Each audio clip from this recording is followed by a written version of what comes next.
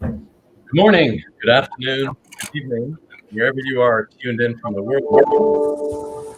Welcome to our panel discussion on energy storage, a value proposition for a sustainable future. We're truly very excited here. We've got a great team, a list of panelists to explore this topic, a very relevant topic, and especially with all that's going on in the world right now. My name is Haroon, the Director of Renewables at McKim Creed. And joining me live today, we've got Michael, we've got Patrick, we've got Sharif, and we've got Ivan from the utilities as well as energy storage companies. Before we launch right into all of this, just some logistics. Feel free to type in questions in live, and we'll do our best to answer them as we're going through our panel discussion. But we'll also have allocated 10 or 15 minutes at the end of this 1 hour session to go through some specific questions as well. So once again, welcome to our panel discussion, and we're looking forward to sharing in the wisdom of the collective on energy storage. So starting, let me share my screen right here. We have Sharif Abdulaziz from Duke Energy. So Sharif, take it away. Sure. So introduce myself real quick. So my name is Sharif Abdulaziz, at most, or at first, energy storage enthusiast. I'm the Director of Energy Storage and Microgrid Engineering at Duke Energy. So my team designs and supports development of energy storage and microgrid projects, both in Duke Energy's regulated footprint, in addition to throughout the nation through Duke Energy Sustainable Solutions. Looking forward to this panel discussion, and Sol, thank you for organizing it. Thank you so much. All right. Moving on to Michael Carpal from Wartsila. Hi, I'm Michael Carpal. I'm with Wartsila. Wartsila is a leading global integrator with other kinds of energy solutions kind of coming from our parent company for both hardware and software solutions. Personally, I've been in renewables for a little over 12 years, coming from the solar world, and I've been doing batteries since 2015, previously at Tesla and Nextracker, before coming to Wartsila almost a year ago. Thanks for having me today. Thanks, Michael. Patrick, over to you. Hi, good afternoon, or good evening, or good morning, everybody. Patrick Shell, we're for Tampa Electric Company. It's a vertically integrated utility. Relatively small service area and compact, very dense in terms of energy usage. I'm the Director of Asset Management for supply and delivery. And, particularly from our perspective, given our size, we have a very aggressive solar investment that we're making. I can see some of the numbers there. We're currently just around 700 megawatts AC solar in our area, but we're going to double that. That's pretty significant because now we're talking about almost 20% of our energy coming from solar. So solar storage is obviously a really important element in understanding and dealing with that challenge. That's it. Thanks a lot for having me. Thank you, Patrick. And last but not least, we have Ivan from Powin. Hey, good morning, everyone. I'm Ivan Riguera. I am with Powin, leading battery storage integrator. We are based out of Portland, Oregon. I live in Charlotte, North Carolina. So we've deployed over 1.5 gigawatt hours of battery storage worldwide. And I think the theme of this discussion is probably going to center around energy storage at scale. And I think that's kind of the theme for 2022, if you ask me. So thanks for having me. Thanks, Ivan. So myself, as I mentioned, I've been working in over 10 years plus in this field. I've certainly seen my share of a lot of the evolution and changes of what's been going on in energy storage. I'm quite curious to see where do we take it from now going forward. And let me just stop sharing my screen right there. And with everything that's going on, I think we have a great opportunity to really kind of take this to the next level. And I'm curious, panelists, what do you think are some of the challenges we're really facing right now in energy storage? I'll add one kind of to the mix. There's definitely no shortage of challenges there, but one that I'd like to mention is basically the upfront design of battery systems. I feel like it's not as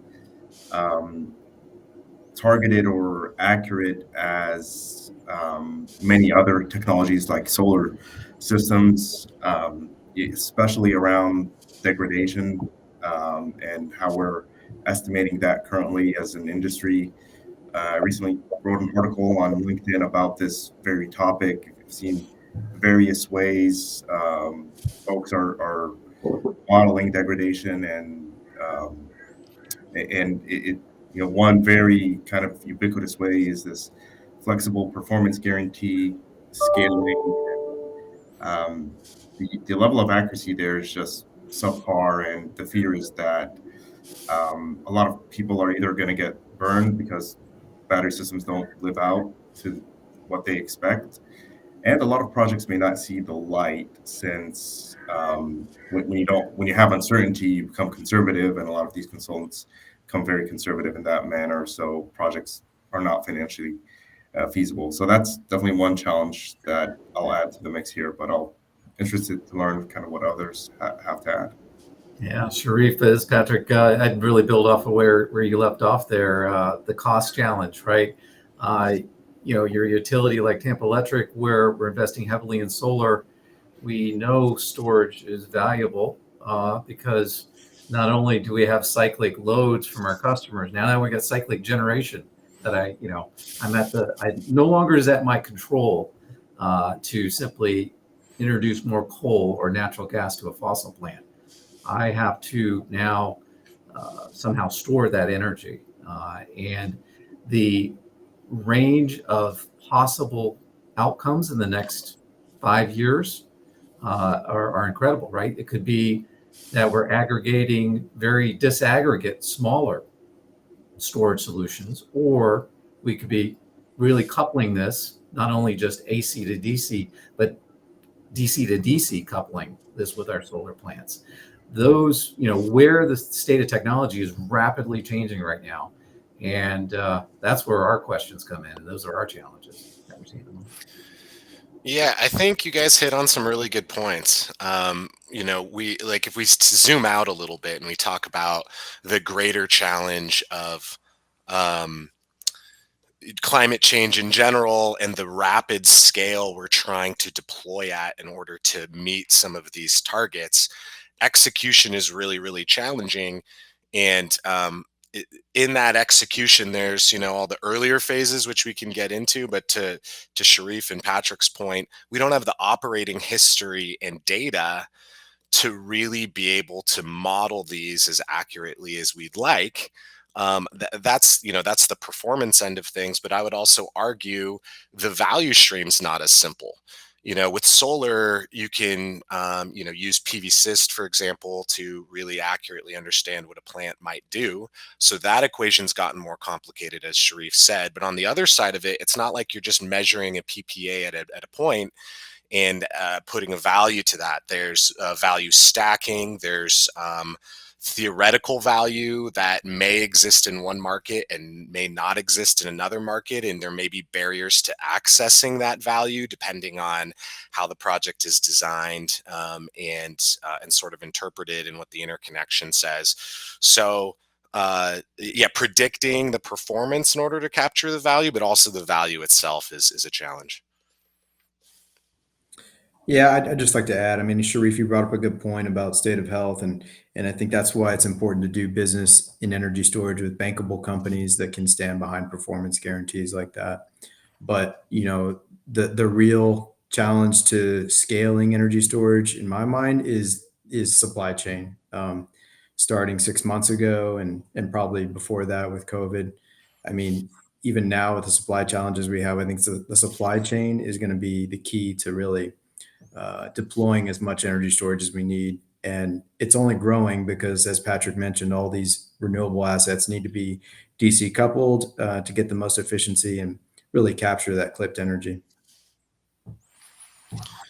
Yeah, and I think on the supply chain, right?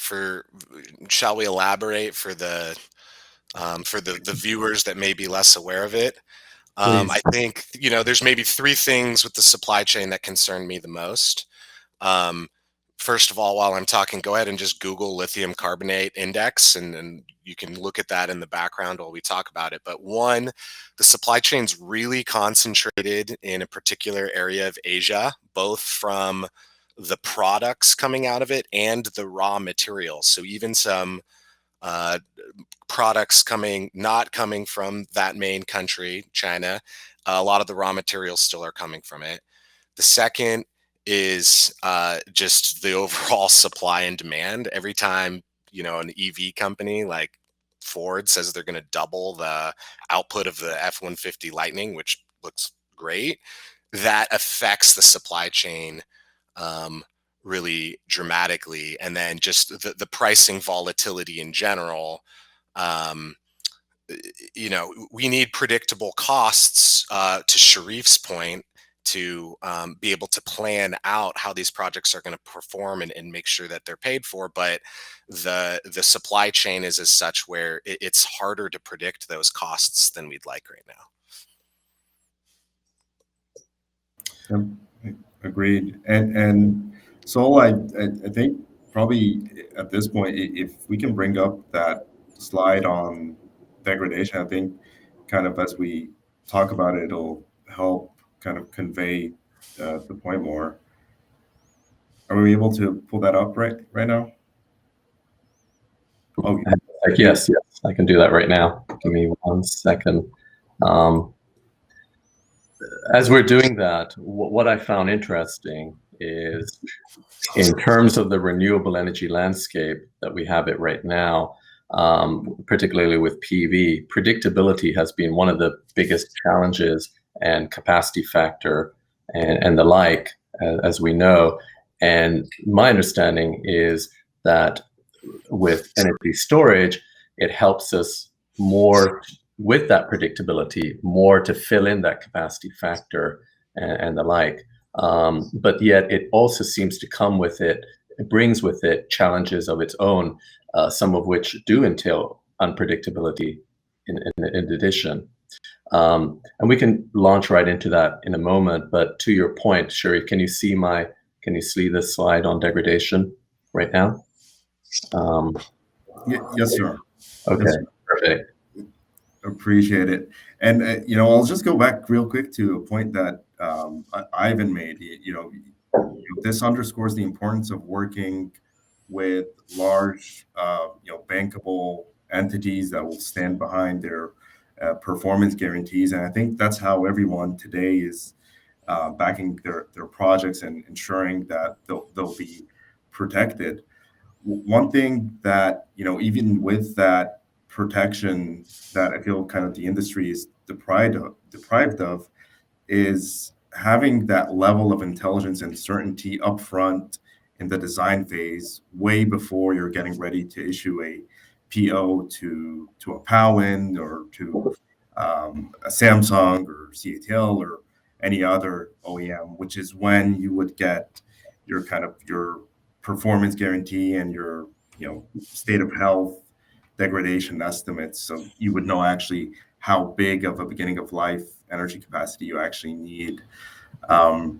So like I said, what's happening today, since there's that gap, what developers and some consultants are doing, they're taking these performance guarantees from past projects and linearly interpolating them to be indicative of future projects. So, if you get 3% degradation per year from let's just say 100 megawatt hours throughput, you'll just assume that you'll get double that from 200 megawatt hours throughput. Very, very high level, very, very inaccurate. And the slide shown here basically has the battery state of health on the y-axis compared versus number of cycles. And if you just look at the 2000 cycle mark, right, and notice the difference between these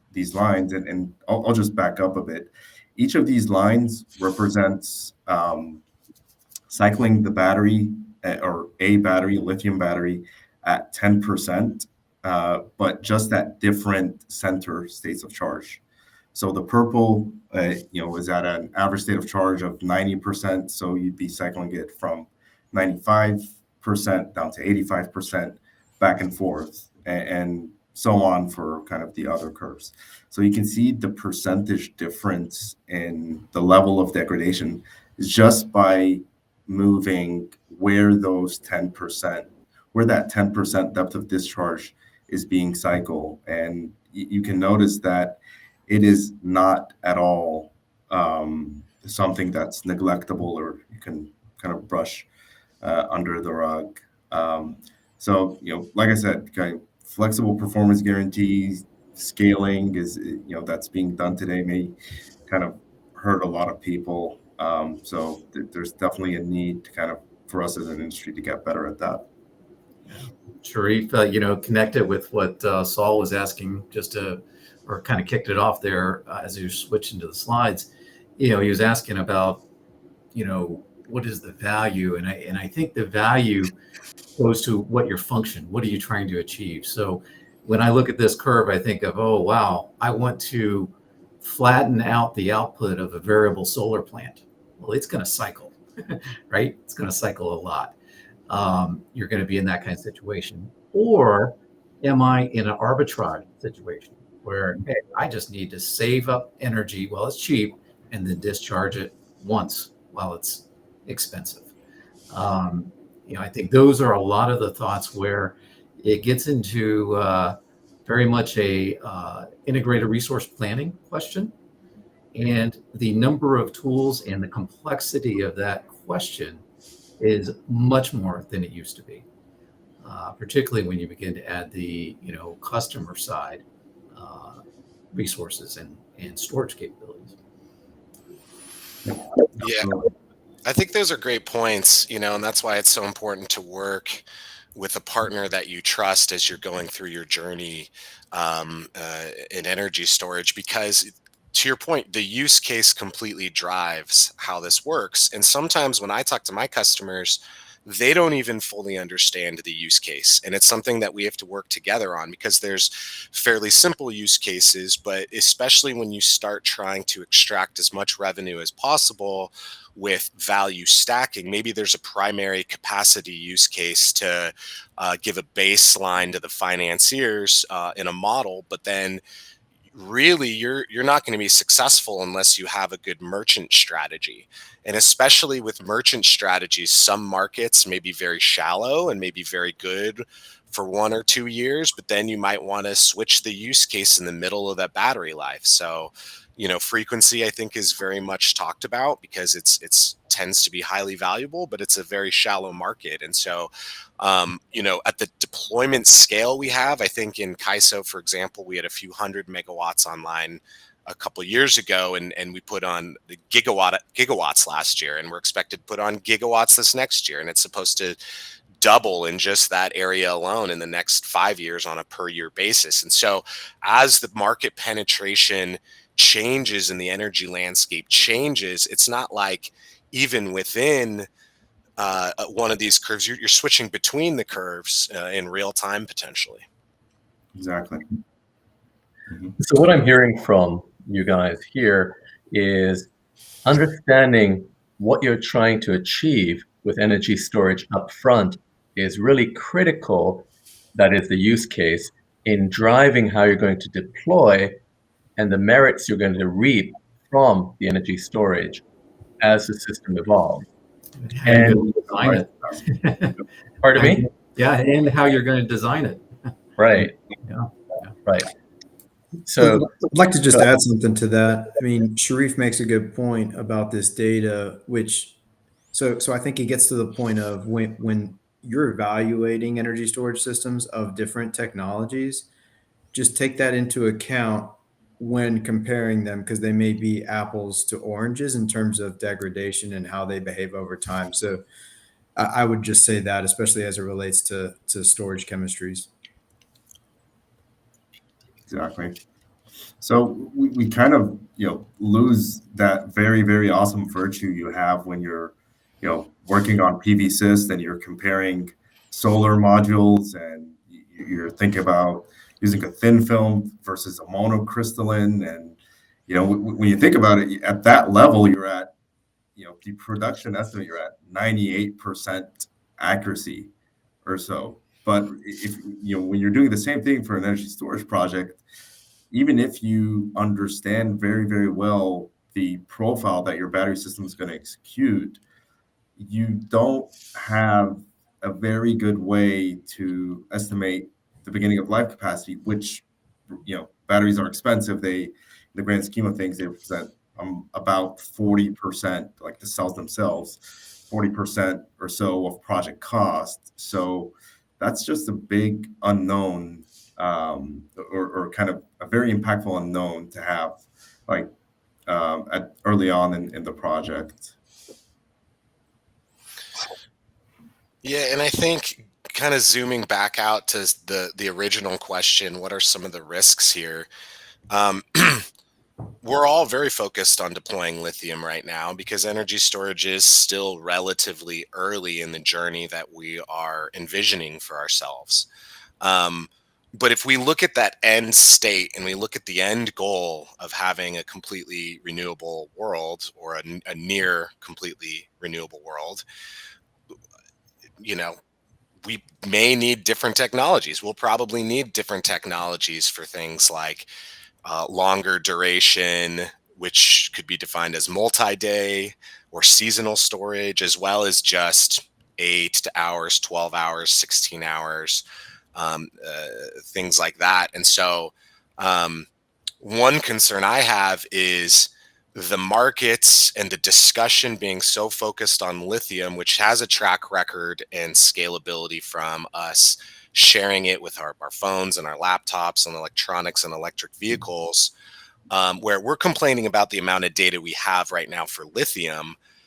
We need to deploy other technologies now so that we can have the data and the track records in order for financiers, insurers, all the other peripheral stakeholders that make our industry go, comfortable enough to bet on those technologies when we need them. We can't just get to 60, 70, 80, 90%, solar penetration levels, for example, and then start thinking about how we're going to have power for 2 weeks if the fires in California that keep happening lower solar production, or it's not windy for a week at a time, things like that. So there's a lot of technologies out there, and sometimes the discussion focuses a little bit, and I just have a concern of making sure that all of those technologies have a chance to breathe.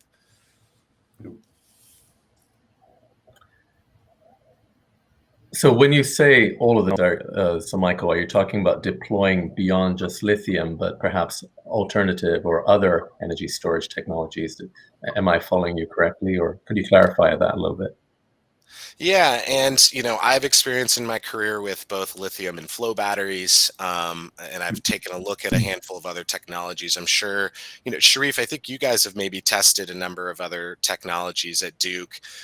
So I may not be the best person to speak of it, but there's other electrochemicals, so non-lithium chemistries. I think like Powin Energy, for example, has like an iron air battery, but it's more or less like still a solid state battery. It's just a different chemistry. You have flow batteries, you have mechanical, which is like flywheels, for example, gravity, where we think of pumped hydro. There's also some other technologies out there that use gravity type systems. So pluses and minuses for all of these things. By the way, storing hydrogen fuels is a very common topic right now as well. So all those different technologies. Yeah, and you may be aware, kind of Duke has, very forward-thinking carbon reduction goals. For 2030, 50% carbon neutrality, and 2050 total carbon neutrality. So to meet that, we've recognized that lithium may not be the only resource or way to reach that. It's only a very viable solution, but hey, we need to start looking at all the other technologies out there, the kind of electrochemical, gravity, hydro, mechanical, basically everything that's out there. And going through that, it just kind of became so important, that we recognize the difference in characteristics between all these different technologies. I like to think there's not one single silver bullet for everything. Each technology has its own advantages.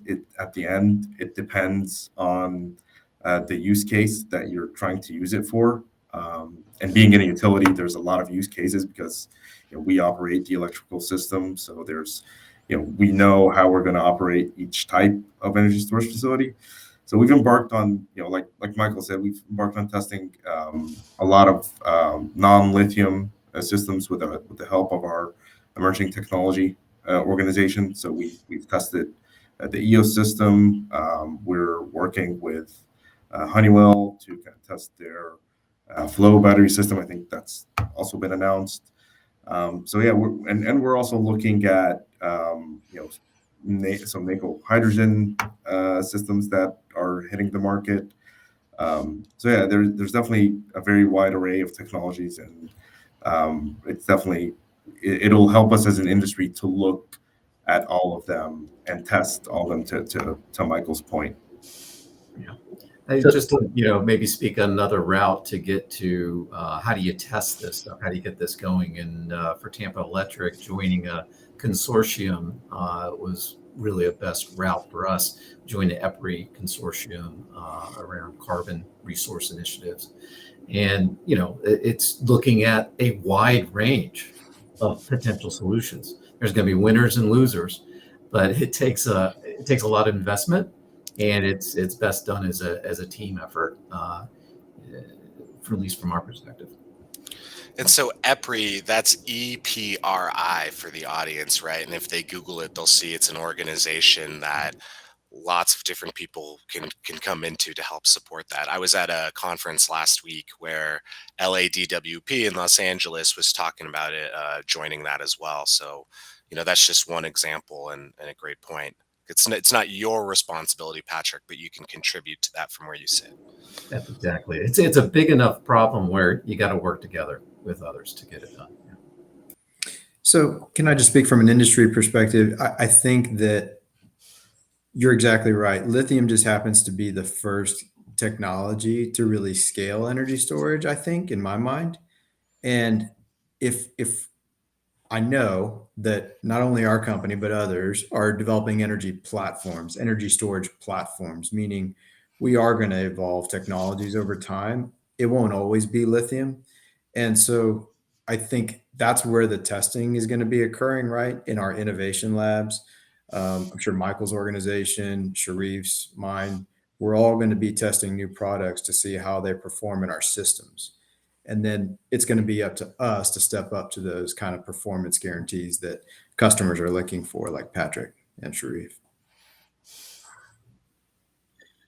Thank you. Yeah, you've all painted a pretty complex landscape, of energy storage, which it really is. There's so many factors in it. So at the risk of making a bit of a controversial statement here, would you say energy storage is more of a palliative rather than a panacea? In other words, is it really a stepping stone? And if so, is it towards what?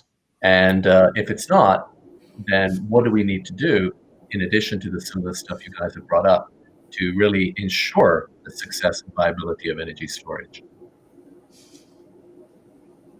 That's a great question, Saul. I love how you put it. So, I think it depends, right? Depends upon what is the function that you're trying to get to. In terms of palliative, I mean, if you're thinking lithium is the end game, I think we just, came to a pretty good conclusion that, it is just a palliative in that sense. The real end game to replace all of this fossil generation, which has storage capability, you've got to replace it with something else. And lithium just doesn't seem like it can get there.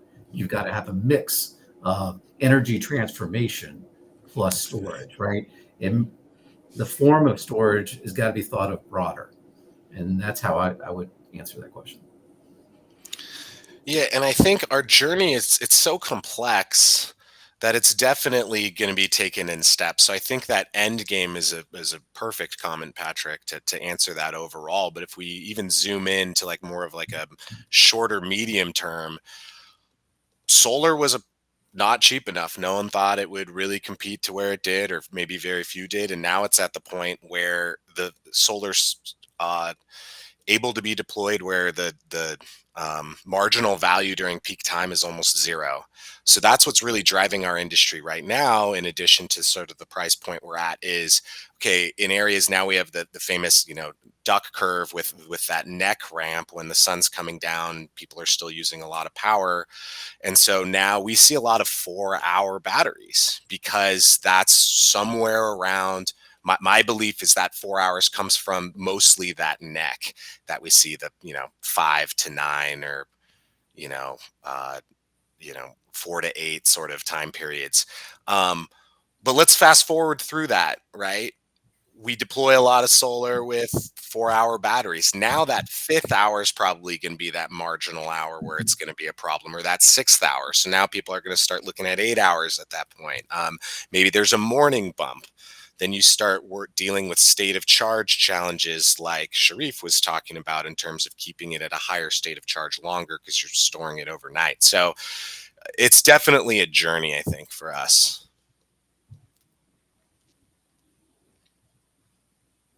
Yeah, thank you, Hugo. I just brought up a slide just so people can visualize what we're talking about in terms of that curve.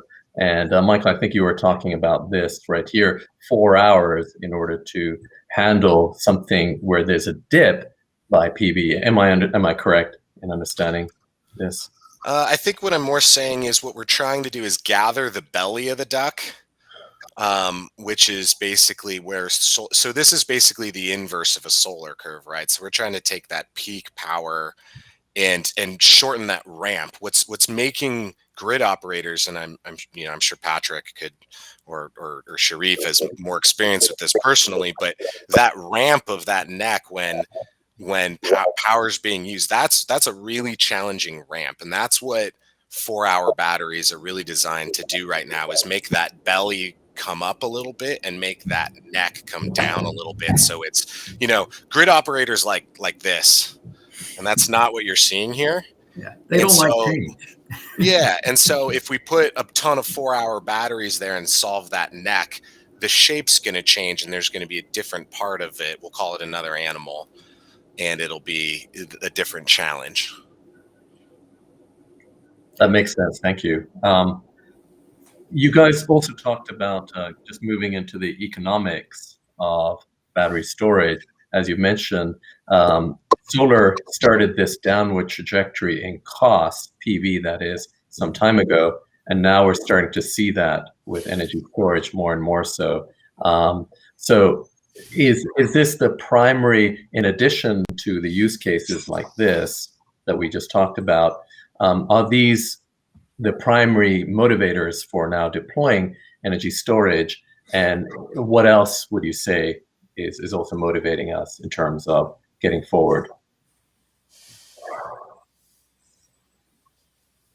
Yeah, I would just like to say, I think even though the cost down curve for energy storage and solar is encouraging and obviously moving this whole industry along, what I think is even pushing even further is just the renewable penetration, right? I mean, we have all this energy, clipped energy, wasted energy that's not being captured in these wind and solar fields. And so most of the projects I'm working on now are actually coupled with those renewable resources, right? And so that's by far what's driving us forward in terms of deployments in my mind. Yeah, no, that's really, I think, right on. For Tampa Electric, solar was not a capacity play. So, demand, it was an energy play, right? The energy was cheaper from solar than the next best alternative, natural gas combined cycle. As energy prices, natural gas goes up, it's going to make us think about other alternatives. We're going to keep picking low hanging fruit like, hey, if I'm clipping energy on some of these solar sites, yeah, that makes a lot of sense to build some storage to capture that. You can cost justify that. The cost justification equation will continue to change and will get harder as we continue to progress down the net zero objective. So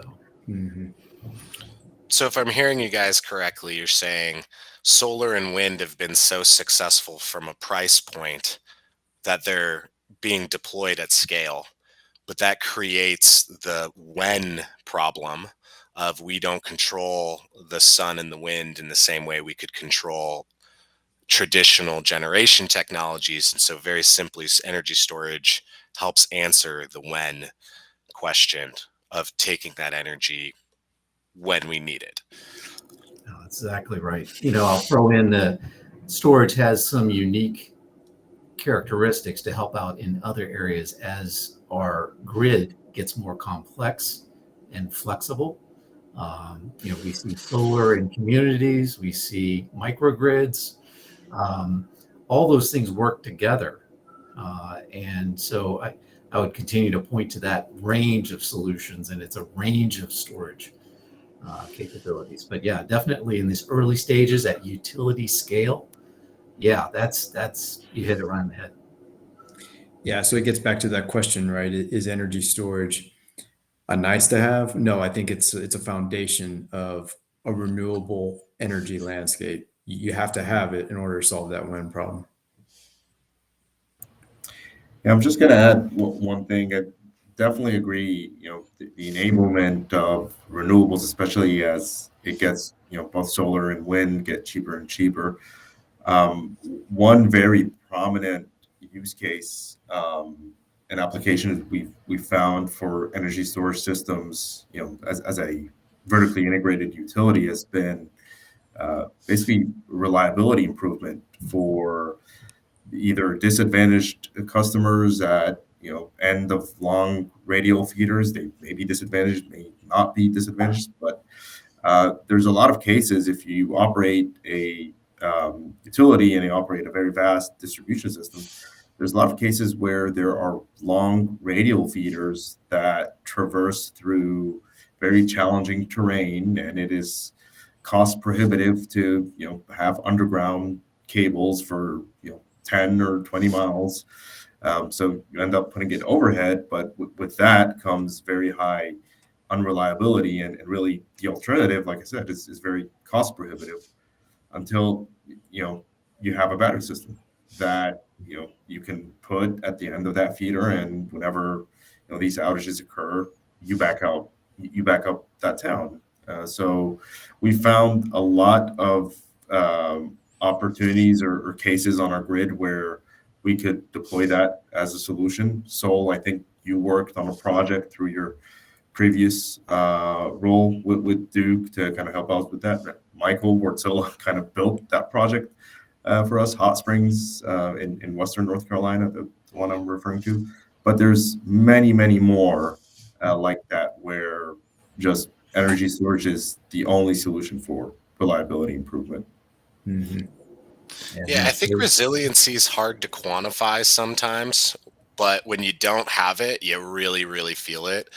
And so I think you're right. From just a dollar and cents perspective, it sounds like there's cases where the utility is going to benefit from doing a microgrid type technology play rather than overhead lines. But it's not just like a cost for reliability there, but PG&E in California has a lot of issues. Wildfires, I don't know if anyone heard, have been like somewhat of a problem in California over the last several years, and PG&E has a program to replace end-of-line remote places in certain wildfire areas, but for a little bit of a different purpose. It's more simply to not have to deal with all the trees that are running into the lines along that whole line. So it's somewhat of a liability play, but it's also a safety play.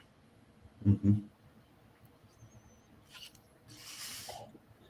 So what I'm hearing from you guys, in terms of complexity of what we're dealing with right here, is the need for convergence. And what's going on is we've got renewables, we've got conventional generation, we've got all sorts of things. And now, from what I'm hearing from you, is there's an opportunity for converging. And I'll try to share my screen right here. I guess it's not quite coming across. Of converging these disparate technologies together through, whether it's through microgrids, whether it's through whatever it may be, like such as what you can see on this screen right here, where you've got your solar, you've got your conventional, you've got your controllable loads. Now there's perhaps interaction between the load side as well as the generation side. I know that's a in and of itself, but I'm curious now, kind of that. So if we are to get to like 100 gigawatts of new energy storage within this decade, what does that path look like? And what do we need to do to meet our carbon reduction goals with municipalities and utilities?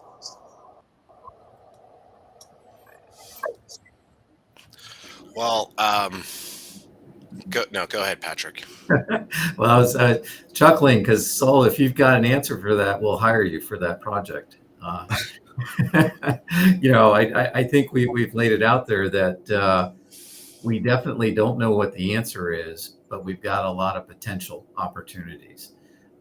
We're going to continue to, work in consortiums like the EPRI consortium and begin to get a feel for what technologies make sense. In the short term, we're able to manage our systems with significant amount of renewable on our system. But we know to get to that next step where we significantly reduce our fossil generation, we're going to need other storage solutions. And what are those storage solutions? That we've got 5 or 6 that are on the plate right now that we're going to test, but I don't know for sure. And I would just say, so there were sort of 2 questions there. You had the slide up that was talking about the technologies. I didn't necessarily see EVs on there, but now you have those. So that's a changing landscape. But I think I'd rather focus on the second part of your question, which is more the like, how do we get to 100 gigawatts? Which, I mean, it sounds massive right now. And, I think it's people that are very smart, really focusing on the biggest challenges one at a time. And let me just give one such example. Are we even able to get through the interconnection bottleneck to even do that? Again, it's different in every market, which is its own challenge, that there's not a lot of consistency between interconnection or permits in general, for HJ approvals across the country. So, but let's put that aside. Speaking specifically to interconnection, take California.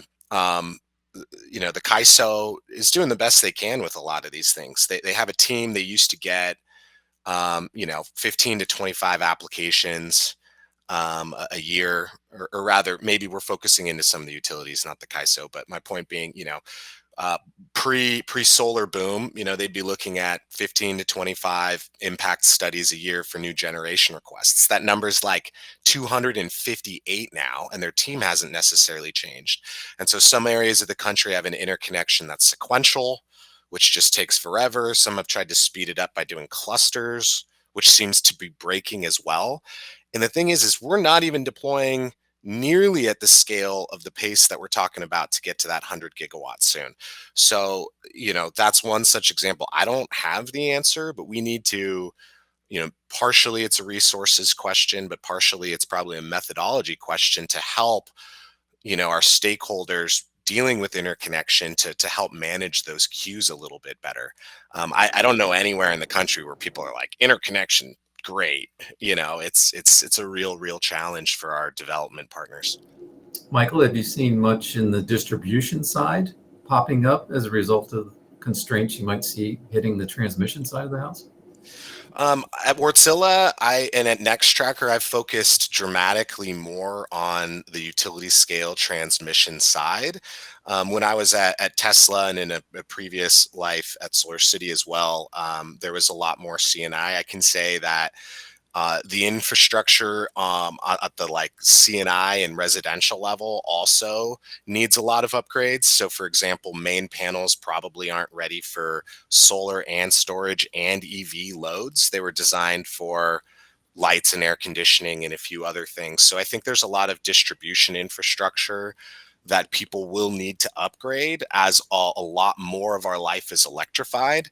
I'm just not as familiar with that concept other than, personally having an EV and trying to kind of understand that in my own life.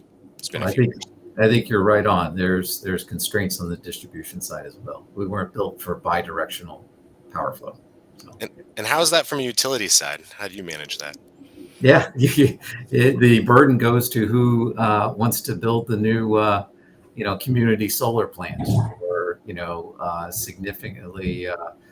We've got a lot of Bitcoin mining and digital currency mining coming into the area, and that burden falls to those that want to move into and produce those new capabilities, whether it's storage or load or whatever it might be. So the constraint is the same, but a little bit different.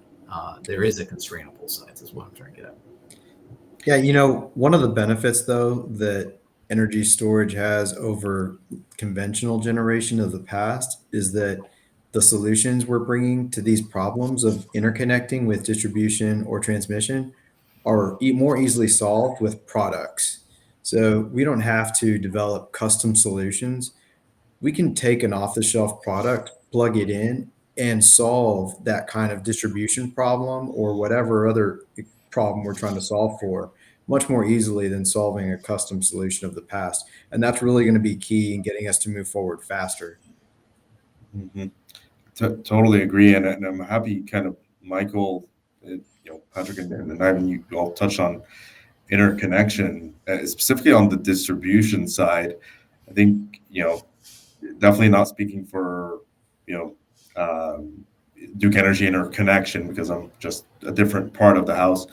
But, one thing that needs to be recognized in energy storage interconnections is that it is not at all similar to solar interconnections.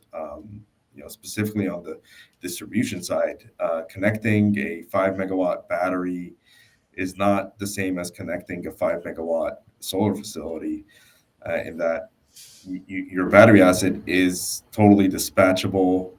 You have the capability, Ivan, like you said, through solutions and through communications to avoid times where your asset will cause an overload. So, what we're used to kind of on the solar side, where you get a capacity limitation, for your interconnection, doesn't or shouldn't necessarily apply to a similar battery facility, since you can simply not dispatch or not discharge or charge during the time of that contingency or peak load or valley load that would cause an overload. Mm-hmm.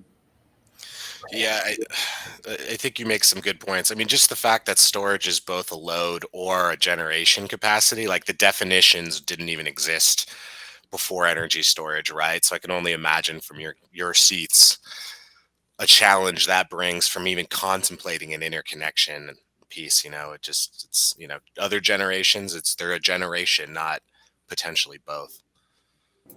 I'm not even going to mention the regulation side of it. We still pay out retail for generation on the customer side. So.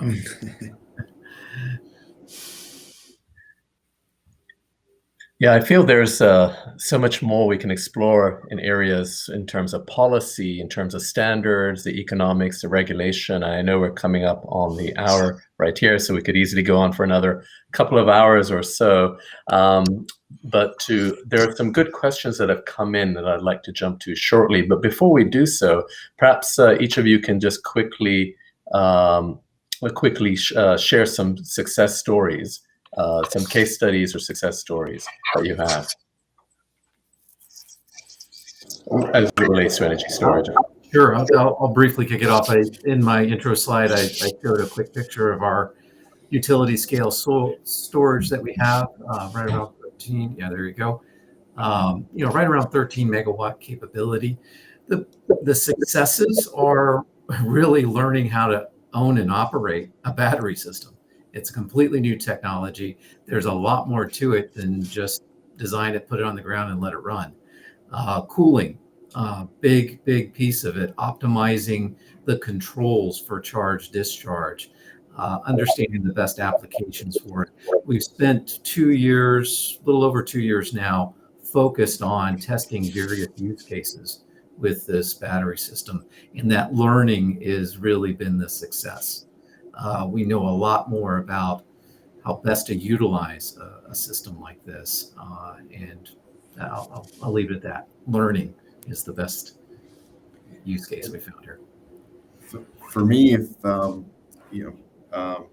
so if you want to go to my slide, I think a success story I'd like to mention is basically that project at the top, Hot Springs, basically. So we're planning to commission that project to operate in islanded mode this year. So I think the success story there is kind of finally being able to improve reliability for customers of that town this year, and just helping them avoid kind of 2 and 3 hours of outage at a time. I think that's going to be a big milestone for Duke Energy and for us as a renewables organization. So can't wait for that.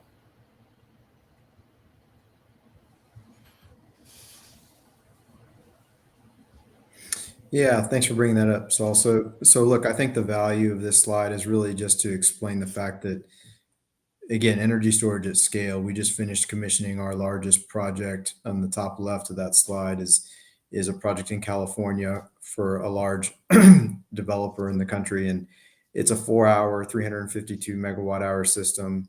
And this is exceptional in February of 2022. But the story is this is going to be typical, and if not eclipsed, in 2022. And so that's just where we're going. It's an example. And again, renewable penetration is what's driving this demand for coupled storage.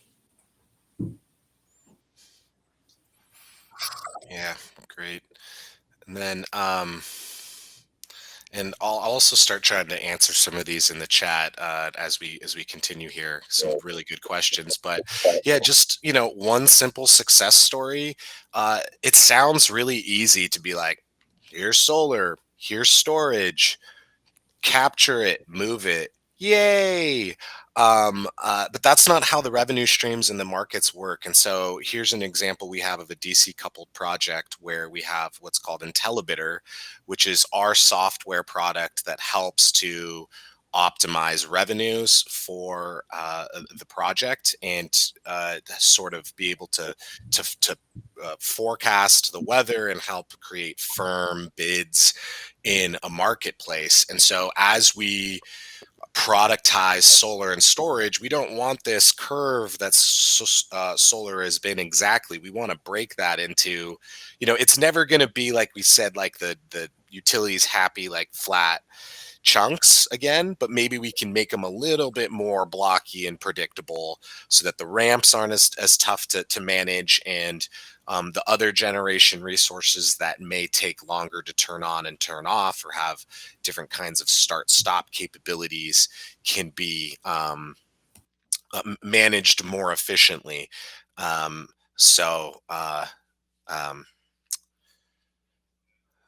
Just one example.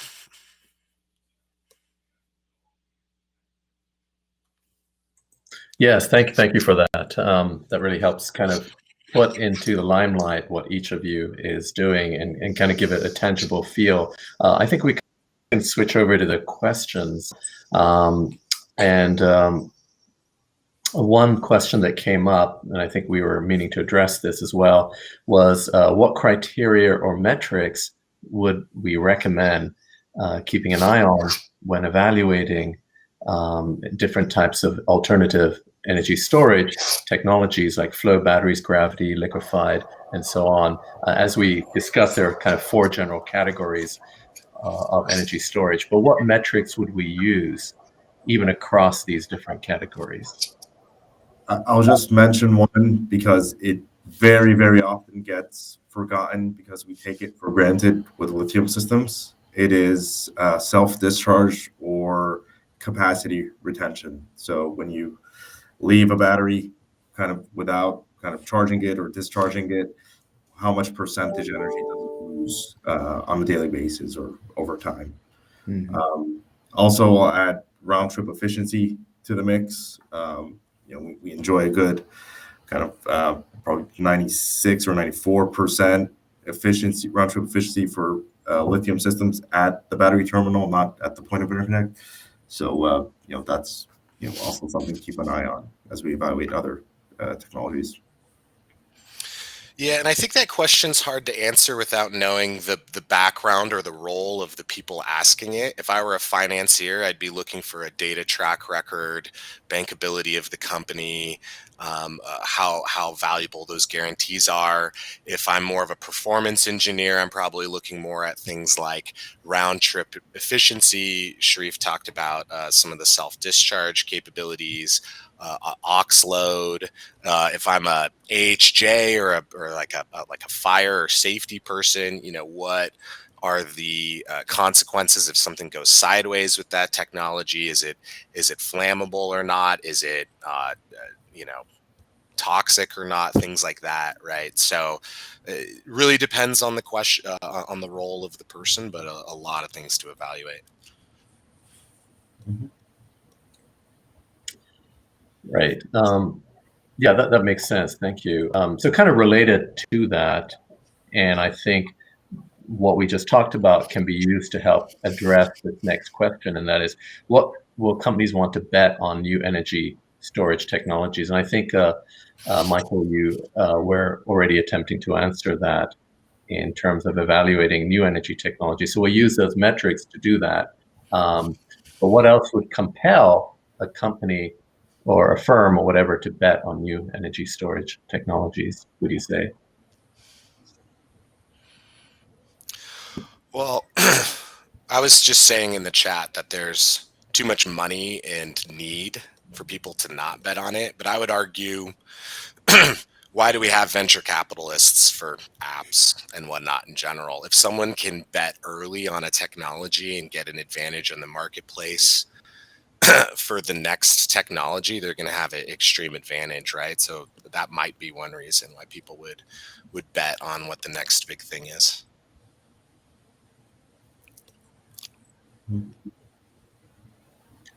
And kind of related to that, would it then be fair to say it may not just be the technology itself, but the software, the intelligence also related to that can help make an energy storage system a compelling solution?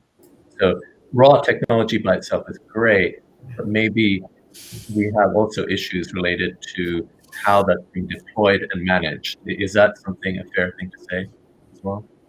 Without a doubt, Saul. I mean, you look at the grid of the future, it's much more interconnected, much more data, bi-directional flows.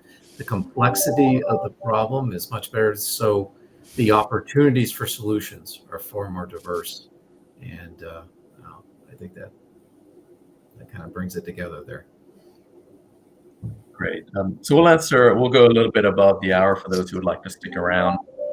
We'll answer a couple more questions, and then I'd love to hear some closing remarks from all of you guys as well.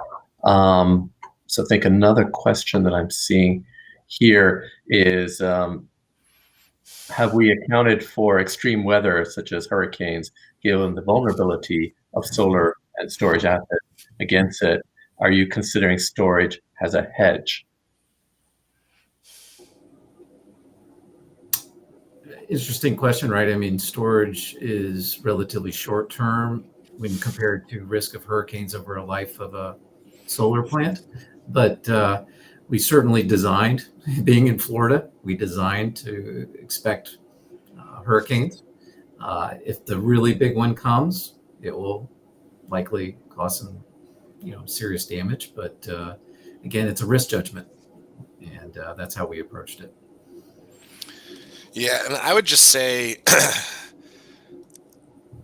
with extreme weather, it puts everything at risk, right? So the concepts of N+1 or N+2 to get transmission into like a load zone that's hard to access, um, that's always been a piece of this. And so I think just as the technology changes, grid operators are going to think about that kind of redundancy.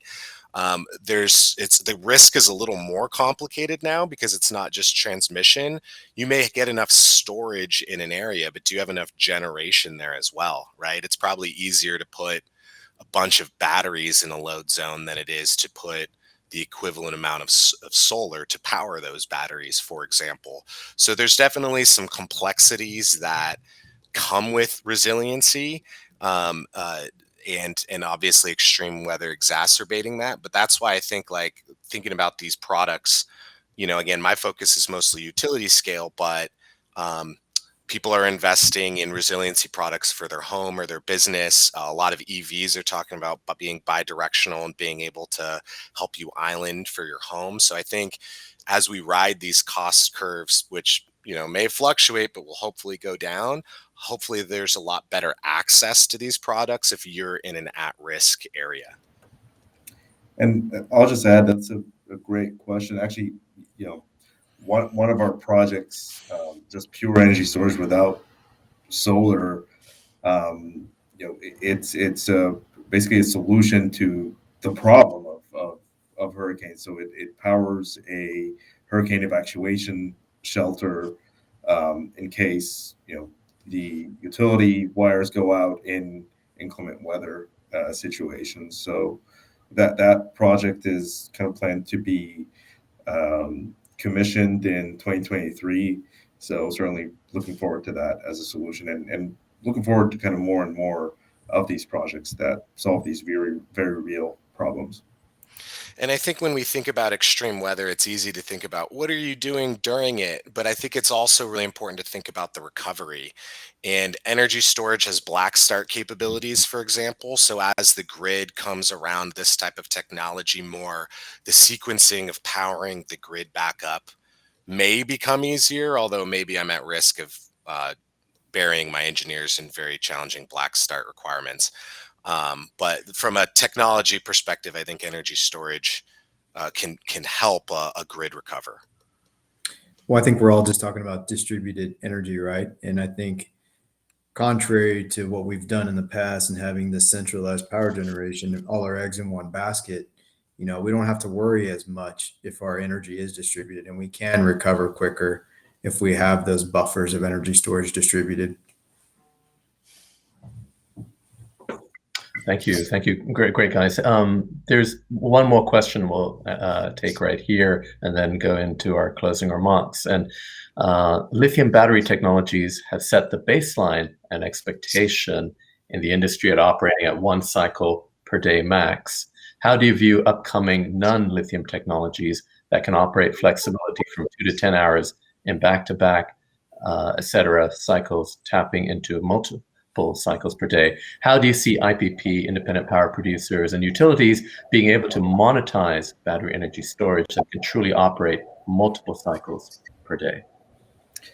I'm going to answer the first part of that question. I think it goes back to something we discussed, and that really with battery systems, you need to look at the full picture. And I should say with energy storage systems, not just battery systems, but with energy storage systems. So, the question kind of asks about nickel hydrogen batteries. So that's definitely an awesome, very, very promising technology. And I shouldn't say promising because it's already very, very well proven since the 1970s. And it does offer kind of advantageous cycle life. I think 30,000 cycles plus, so 10 times as lithium. But it's also important to see kind of the other characteristics. How does it perform kind of round trip efficiency wise? How does it perform self-discharge wise? Not saying that these are disadvantages that should, render us to not use it. Just these are aspects that should inform us where the best location and application for a technology like this is. So there's definitely, I'll definitely not make a statement that lithium is the holy grail and it is great for everything. It is great for some applications, and nickel hydrogen batteries are certainly going to be great for other applications. It's just important for us to model things properly and use things where they're most likely to succeed. Yeah, no, Sharif, I think you're right on. It goes down to the function, right? And what is the value of that function? I mentioned earlier smoothing of the output of a solar plant, right? Something that can cycle repeatedly would be much more advantageous as long as it has a good cost point. Mm-hmm. So depends on what you're trying to do. Yeah, and I think we see markets get shaped based loosely on some of those goals and what you're trying to do. And I think those market signals, IPPs are going to cycle the battery in the way that makes them the most money, it seems like, right? Possibly utilities, although maybe it's more of a value equation there as well. And so as long as markets are getting designed to be around one cycle a day, that's what we're going to typically see. I think there are instances where that's not necessarily the case. I think frequency regulation in the Northeast or valuable sort of merchant streams in like ERCOT, for example, are common ones where we may see higher cycling. But then the question becomes, is it at the price point, and how deep are those markets, right? If everyone floods to them, does the merchant revenue kind of balance out relatively quickly? So follow the money, and that usually drives the cycles. Amen. Mm-hmm.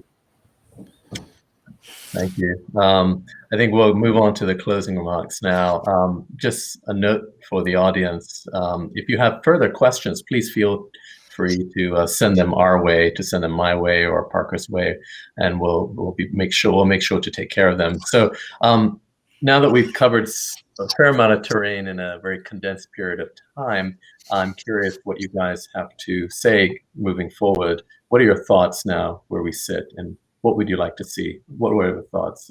Sharif, if you'd like to kick us off. Sure. First of all, thank you, Sol, for organizing this panel, and thank you to McKim Creed. Like the last one, this has been amazing. My closing remark is just, where are the string inverters of batteries? I just saw a product on LinkedIn from LS Energy. They seem to be coming out with a battery string inverter, which I can see being very, very valuable to enable augmentation. But where are the other inverter OEMs? Why aren't we seeing more string level inverters? So I'll just leave it at that. Right. Michael, your thoughts? I have thoughts on that, Sharif, but we can talk offline. I would say price, maybe. We have a long journey in front of us, and we're sitting here as experts now, but the truth of the matter is all four of us are going to be doing this in 5 years, and we're going to know a lot more than we did then. I certainly know more now than when I was doing storage in 2016 or 2017, right? And so I think it's really important that we all really just work together on really trying to solve the issues at hand and not necessarily just race in too aggressive of a way. And what I mean by that is, if we're too focused on just price and we're not focused on the bigger picture, we may push out technologies like we've talked about with the non-lithium stuff. But we also may not be in the most overall stable position. And where I'm leading with this is the supply chain. We're very concentrated in one country right now. The reason why we're concentrated in that one country is they have the lowest price point. And if we want to really shore up our security as a nation. We probably need to invest domestically, but we're going to have to pay more for that. And so that's the part. Everyone's like, let's shore up the supply chain. Well, there are consequences for that. And so I hope we're willing to make that investment in ourselves when the time comes. Thank you, Michael. Ivan.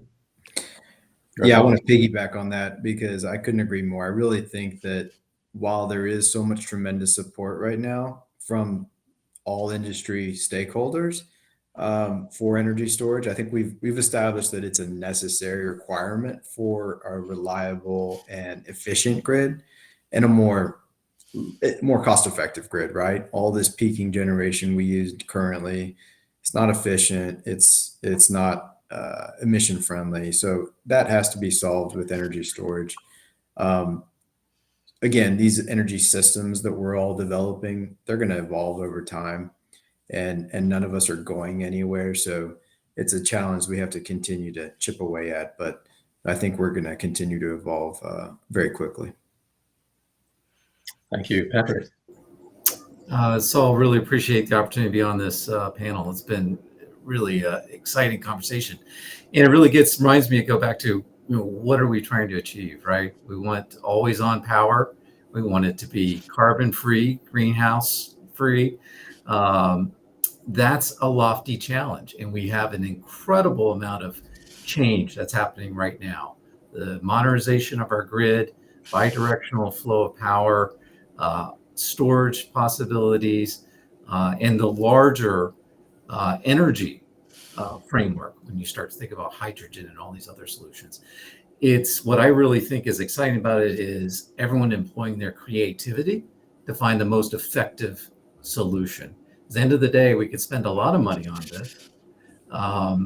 It could be really risky, or we can find a very effective solution as a team. It's going to take panels like this, teams working together to find that very complex solution. And I'm excited. Thank you. There's so much to unpack in what all of you guys have said. I feel like we need to host a weekend retreat where all of us get together and invite others to, maybe in the Caribbean somewhere, I don't know.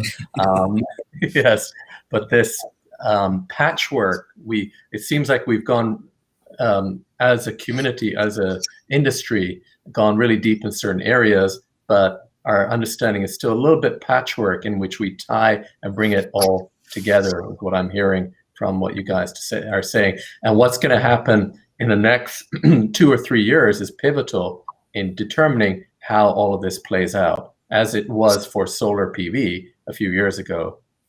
So I'm really grateful for having all of you here on the stage. And I think, I've certainly learned a lot, and I feel our audience has as well. And of course, in 1 hour, we can only cover so much, but just quickly, some of you mentioned some of the labs or the bodies within the United States, like EPRI and NREL and so on.